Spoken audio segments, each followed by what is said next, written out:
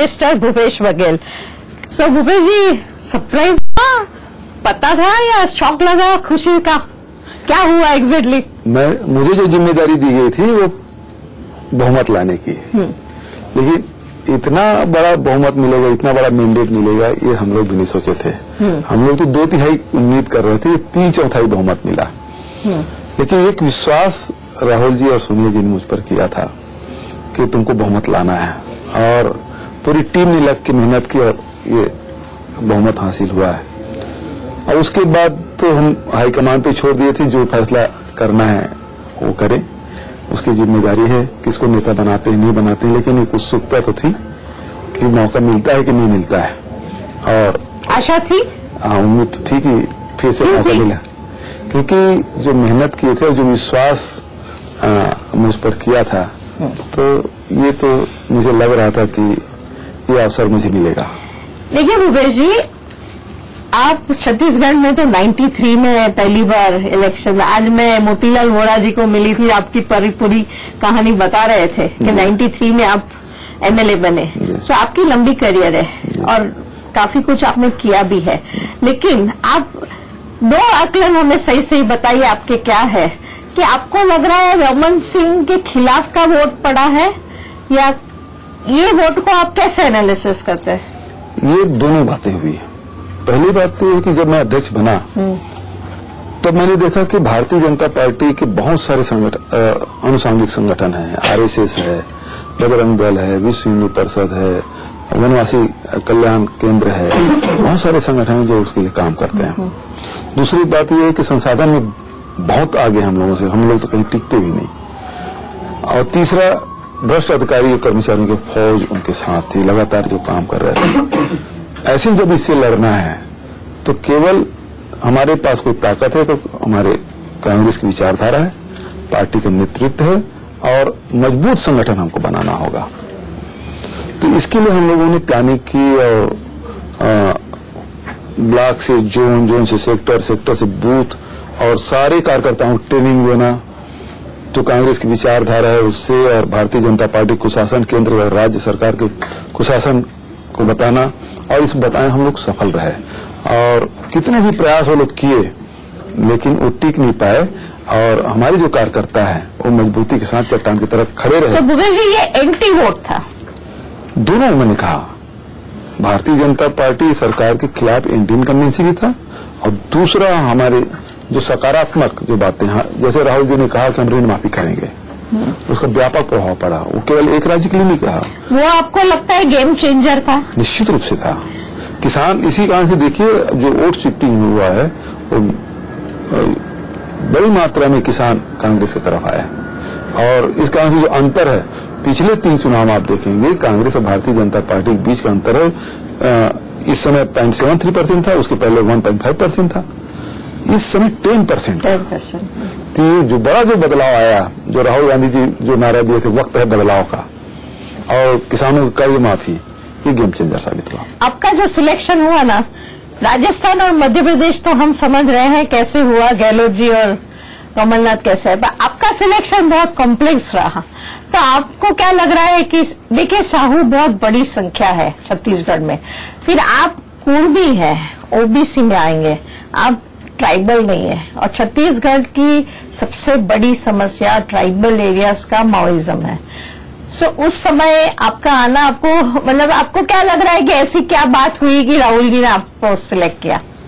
देखिए, छत्तीसगढ़ में जातिवाद उतना नहीं है, जैसे दूसरे राज्यों में जो जातिवाद का असर है, उतना असर छत्तीसगढ़ में नहीं है चाहिए। आप नक्सलवाद की रूट कॉज, मूल समस्या को किस स्वरूप में देख रहे हैं? मैं जो समझता हूँ, जब शुरू में जब नक्सलवाद आया तो वहाँ के वन विभाग के अधिकारी जो आदिवासियों को प्रताड़ित करते थे, लकड़ी यदि ले जा रहे हैं जंगल से तो उनके खिलाफ केस बना देते थे। राजस्व विभाग के अधिकारी कर्मचारी जो उनकी जमीन के पट्टा नहीं देते थे, उनको परेशान करते थे, तो उनको पीटते थे, पकड़ के पिटाई करते थे, कि भ्रष्ट अधिकारियों की पिटाई करते थे। तो आदिवासी बड़े खुश होते थे कि हमारा ये सपोर्ट कर रहा है जी। तो मूल रूप से जो बात हुई वो फॉरेस्ट डिपार्टमेंट और इनकी टक्कर से, और तो इसके और इनके आइडियोलॉजी के हिसाब से भी देखें तो ये जहां जहां गरीबी है, जहां भूखमरी है, जहां असंतोष है, वहां माओवाद है। तो कुल मिला के जो समस्या है वो आर्थिक, राजनीतिक और सामाजिक समस्या है। तो यदि इस दृष्टिकोण से भी देखें तो जब तक कि उन लोगों को विश्वास में नहीं लेंगे इस समस्या का निराकरण नहीं कर सकते। अब तो उनमें से कुछ लोगों ने बंदूक हाथ में ले ली है। तो जब आपने अभी चीफ मिनिस्टर बनने के बाद कहा कि we will talk with them, bullet से बुलेट बात नहीं करेगी, पर तो आपको ट्विटर पे लोगों ने इतना आपको ट्रोल किया कि आपको कहा कि आप बुलेट से कैसे बात करेंगे। मैं नक्सलियों से बात करने की बात मैंने नहीं कही कभी। हाँ। नक्सलियों से मैं क्यों बात करूंगा? मैं तो पहले उन लोगों से बात करूंगा जो पीड़ित हैं, जो वर्षों से प्रभावित हैं, जो आदिवासी वहां रह रहे हैं, जिन्होंने जान गंवाई है, जो दहशत में है। जी, आपको लग रहा है रमन सिंह ने 15 साल शासन किया तो उसमें कुछ तो माओवाद को कंट्रोल किया ना? देखिए, रमन सिंह के राज में इतनी बड़ी बड़ी घटनाएं घटी है। ताड़मेटला घटना, 76 जवान शहीद हुए हमारे। मैं समझता हूँ कि इतनी लड़ाइयां लड़ी हमने, चाहे पाकिस्तान से, चाहे बांग्लादेश में घुस की लड़ाई लड़ी, वो भी पाकिस्तान के खिलाफ था, चीन के खिलाफ, लेकिन 76 जवान कभी आज तक के शहीद नहीं हुए जो ताड़मेटला में शहीद हुए। और उसके बाद कांग्रेस की जो लीडरशिप, जिद्दर चरण सुख, नंद कुमार पटेल, महेंद्र कर्मा, उदय मुदलियार जैसे हमारे प्रथम पंक्ति जो नेता थे कांग्रेस के, वो शहीद हो गए। जवान के कितने खेप, कभी 29, कभी 30, कभी 26, कभी 16 नक्सलियों के नाम से 700 गांव उजाड़ दिया गया। आपके विजयपुर और दंतेवाड़ा सुकमा जिले में 700 गांव उजाड़ गए और वो लोग कोई तेलंगाना में, कोई आंध्र प्रदेश में वहीं जाग बस गए हैं। वहां उनको काम मिलता है, यहाँ तो कोई काम भी नहीं मिलता। उस बात को लेकर हम आगे बढ़े, उसका फायदा हो। आपकी सरकार अभी नई आई है और आपके पास समय कम है, 2019 का इलेक्शन भी आ रहा है और यहाँ पे एक बीजेपी की सरकार है दिल्ली में, और ये जो आपका स्टेट सेंसिटिव स्टेट है क्योंकि वहाँ पे माओवाद की समस्या है। आपको लग रहा है आप कोऑर्डिनेशन अच्छा रहेगा? कैसे, आपको कोई एप्रीहेंशन है?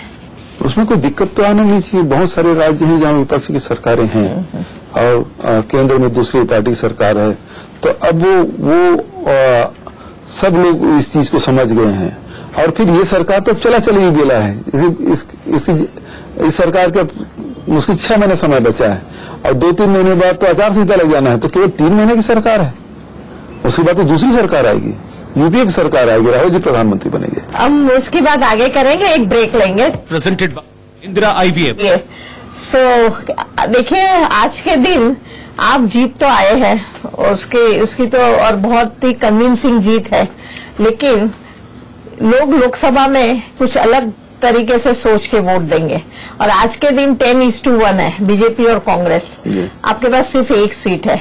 कैसे, आपकी क्या व्यू रचना है, क्या स्ट्रेटेजी है? देखिए, हमारी तैयारी शुरू से दोनों के लिए थी। अच्छा। संगठन बना है वो तो सबके लिए होगा, चाहे विधानसभा के लिए हो, चाहे लोकसभा हो, चाहे वो म्युनिसिपल कॉर्पोरेशन के लिए हो, सबके लिए संगठन तो बना हुआ है। जो मुद्दे थे, जो राज्य के मुद्दे, उसको भी हमने लिया। और जब नोटबंदी हुआ उस समय भी सबसे ज्यादा नोटबंदी के खिलाफ यदि कहीं कार्यक्रम हुआ तो हमारे छत्तीसगढ़ में हुआ है। हमारे जनवेदना कार्यक्रम जो राष्ट्रीय स्तर पर तय किया गया था, उसको हमने हर ब्लॉक में किया था। जीएसटी के मामला हुआ तो हमने हर जगह उसका विरोध किया कि ये गलत है। व्यापारियों के साथ मिलकर लड़ाइयां लड़ी।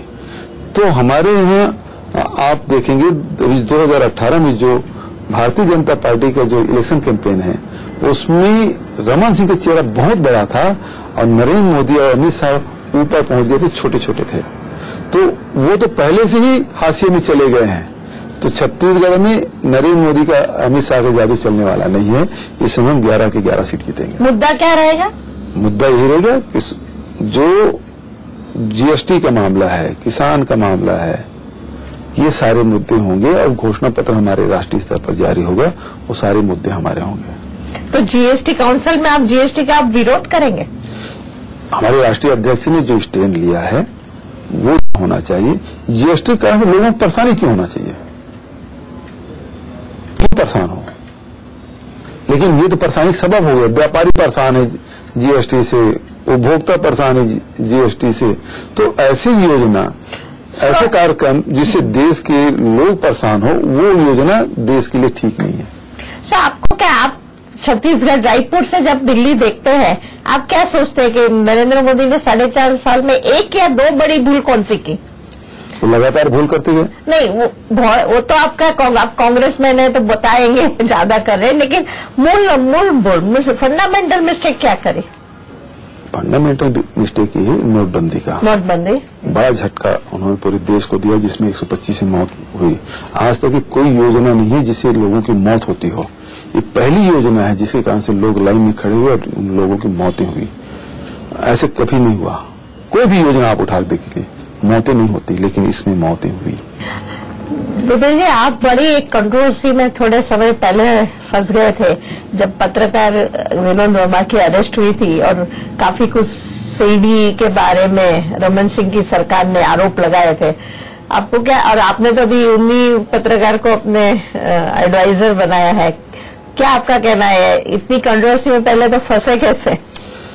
विनोद वर्मा जी NSY के लड़कों के साथ मिलकर राजनांदगांव, जो रमन सिंह के कॉन्स्टिट्यूंसी है, वहां उन्होंने छत्तीसगढ़ का नवाज शरीफ कौन, ये पैम्पलेट और पोस्टर उन्होंने लगाया और उसे कार्यक्रम किया। और उसी कारण से, क्योंकि चिट फंड जो पनामा पेपर लीक में रमन सिंह का जो लड़का है अभिषेक सिंह, उसका भी नाम है, उसके घर के पते पे विदेश में खाता खोला गया।